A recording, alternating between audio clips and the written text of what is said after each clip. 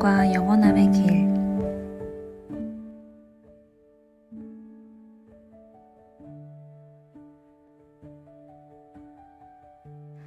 삶은 모험과 기다림이 함께 추는 춤이며 진정한 기적은 상상이 아닌 지금 여기를 살아내는 것이다.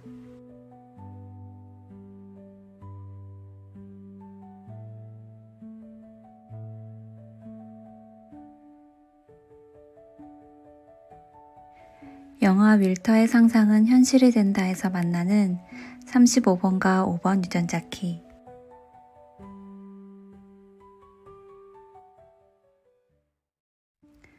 (35번과 5번) 유전자 키의 상호작용.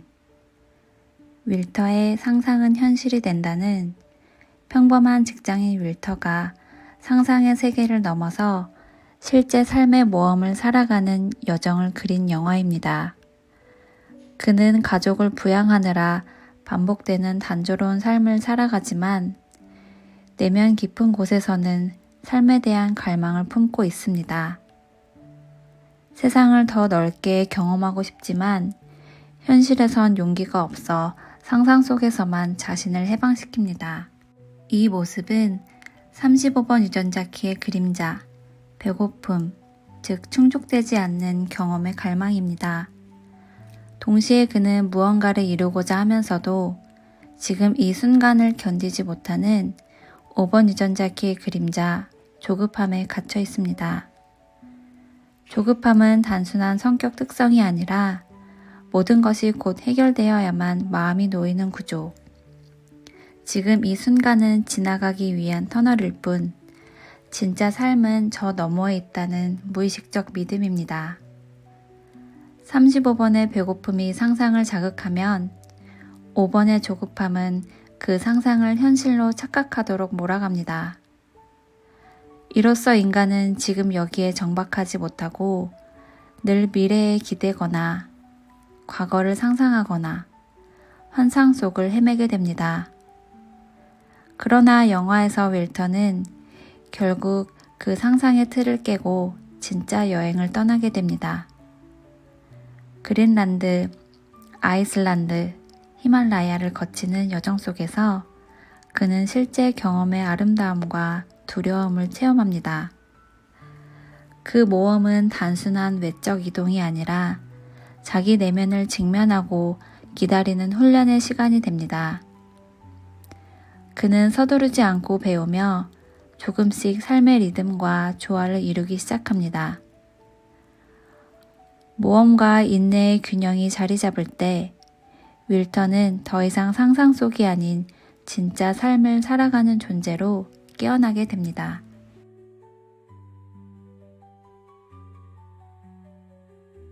상상 속에서만 살아가는 삶.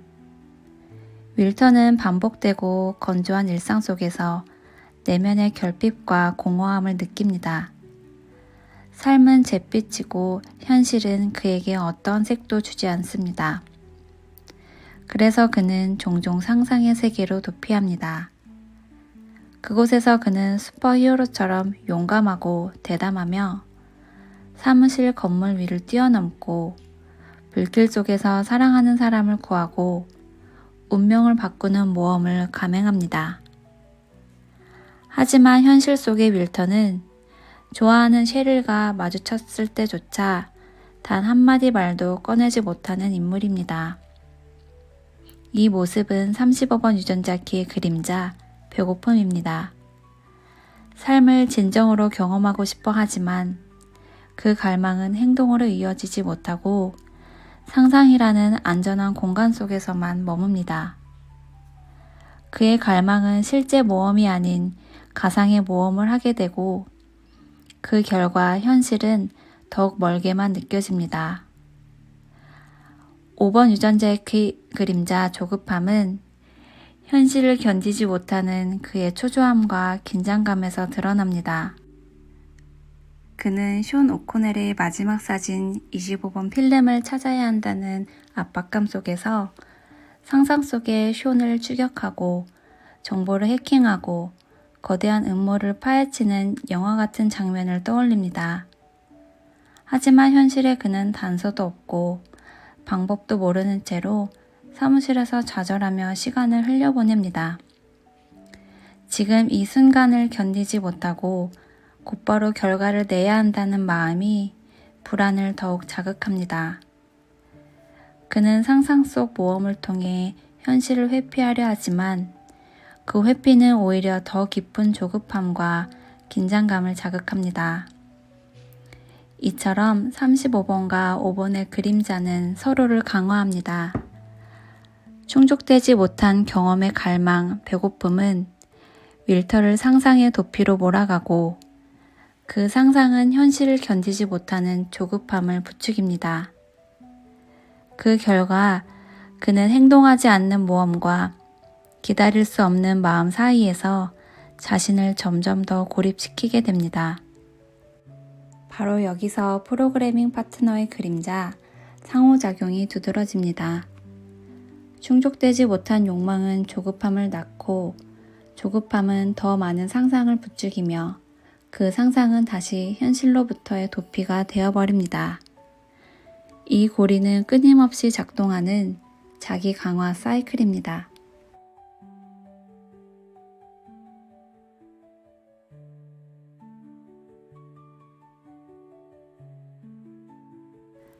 현실 속에서 피어나는 진짜 변화. 윌터는 마침내 자신의 상상이라는 틀을 깨고 세계로 진짜 여행을 떠나기 시작합니다. 그는 아무도 예상치 못한 결단을 내립니다. 자리를 박차고 일어나 숀 오코넬을 찾아서 그린란드로, 아이슬란드로, 히말라야로 향합니다. 그리고 그 여정에서 그는 눈 덮인 산맥, 화라산 근처의 스케이트, 바다를 가르는 헬리콥터 비행 등 상상 속에서도 볼 수 없었던 초월적인 현실의 아름다움을 직접 경험합니다. 이것이 바로 35번 유전자 키의 선물, 모험이 실현되는 순간입니다. 그는 이제 더 이상 머릿속에만 존재하는 인물이 아닌 행동으로 삶을 살아내는 존재가 됩니다. 윌터의 진정한 변화는 단순히 떠남에 있는 것이 아닙니다. 그는 모든 것을 단숨에 이루려 하지 않습니다.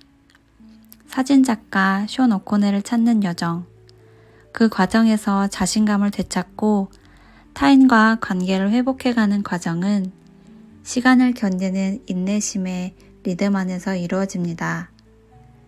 이것이 바로 5번 유전자 키의 선물, 인내심입니다. 서두르지 않고 지금 이 순간을 믿으며 모든 것이 드러날 시간을 허용하는 지혜가 그의 여정에 스며듭니다. 35번이 움직임이라면 5번은 정지입니다. 35번이 행동을 통해 삶을 느끼게 한다면 5번은 느낌을 통해 삶을 살아내게 합니다.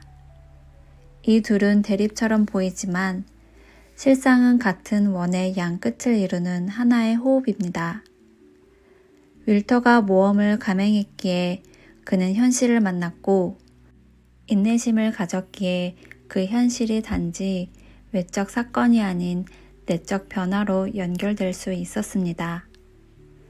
윌터는 숀을 찾아가는 여정에서 당장 목적을 이루지 못합니다.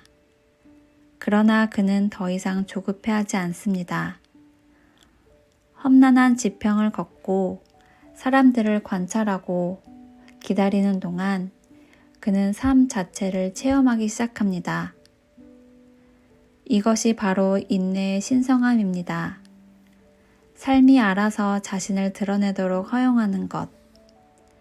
내가 삶을 뚫고 나가는 것이 아니라 삶이 내게 다가올 때까지 기다리는 것. 5번의 선물은 시간과 함께 춤추는 존재의 상태입니다. 그는 마침내 깨닫습니다.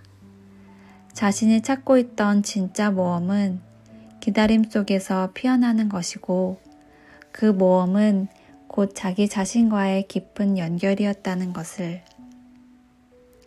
행동과 기다림이 균형을 이룰 때 현실은 더 이상 무채색이 아닌 생생한 변화의 무대가 됩니다.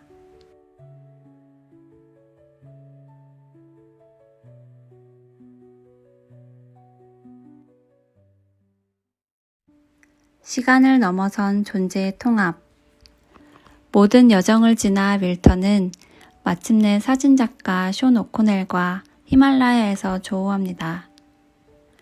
하지만 그 순간은 우리가 기대했던 감정의 폭발이나 극적인 대화가 아닙니다.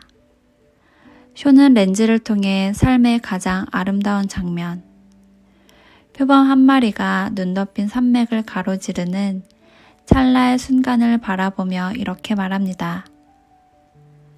가장 아름다운 순간은 그냥 바라보는 거야. 그 말과 함께 쇼는 셔터를 누르지 않습니다. 그는 단지 존재하고 함께 숨쉬고 침묵 속에 머무릅니다. 이 장면은 영화 전체에서 가장 깊고도 조용한 순간이며 바로 35번 유전자 키 시티 무한함과 5번 유전자 키 시티 영원함이 드러나는 장면입니다. 무한함은 더 이상 경험을 추구하지 않습니다. 모든 것이 이미 경험되고 있음을 자각하는 경험을 넘은 존재 자체의 확장입니다.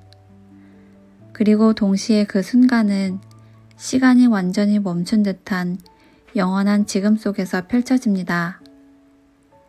사진 한 장을 얻는 것보다 그 찰나의 존재감을 느끼는 것 자체가 목적이 되는 순간, 이것이 바로 5번 유전자켓 시티 영원함입니다.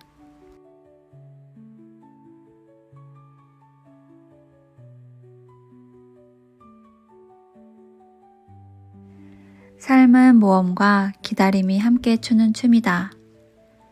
우리는 종종 삶의 갈림길에서 이런 질문을 던집니다. 너무 급하게 결정한 건 아닐까? 아마도 인내심이 부족했던 순간일 것입니다. 너무 오래 머무른 건 아닐까? 어쩌면 모험의 용기가 아직 깨어나지 않았기 때문일지도 모릅니다. 삶은 모험이자 기다림입니다. 둘 중 하나만으로는 진짜 삶을 살아갈 수 없습니다. 오직 상상만으로는 현실과의 접촉 없이 갈망만 반복되고 기다림만으로는 행동 없는 정체에 갇히게 됩니다. 둘 중 하나만으로는 진짜 삶을 살아갈 수 없습니다. 오직 상상만으로는 세상과의 접촉 없이 머릿속에서만 반복되는 갈망에 사로잡히게 되고 오직 기다림만으로는 행동 없는 수동적에 갇혀 삶의 생생함을 놓치게 됩니다. 그러나 모험이 기다림과 손을 맞잡을 때 우리 삶은 비로소 지금 여기에 깨어있는 의식의 상태가 됩니다. 그때 우리는 상상을 뛰어넘고 현실을 기적처럼 바꾸어냅니다. 그리고 진짜 기적은 그 꿈을 묵묵히 천천히 행동으로 살아내는 데 있습니다.